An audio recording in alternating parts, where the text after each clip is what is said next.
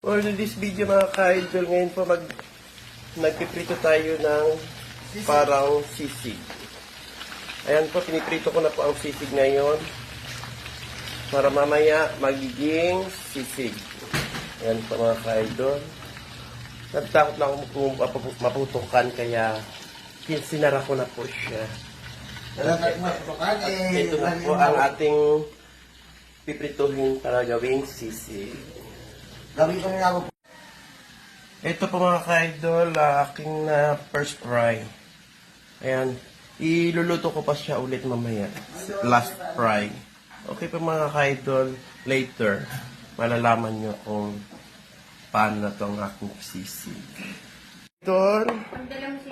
Ito na po mga ka-idol, hinihiwa na po natin itong pang sisig. Ayan.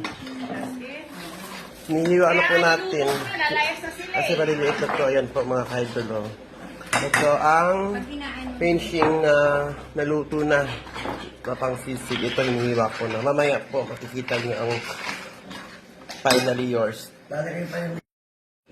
Ayan po mga ka-idol. Tapos na po tayo sa ating sisig.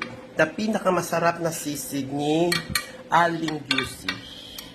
Ayan po mga ka-idol. Nakikita nyo naman po ang linamnam ng ating sisig. Ayan po, pure yan. Ayan po, taga-gawa. Ayan. Ayan po mga ka-idol. Maraming pong salamat sa gustong manood sa aking sisig. Mag-order lang po kayo sa sisig namin na pinakamasarap. Mag-comment lang po kayo sa ibaba. Ayan.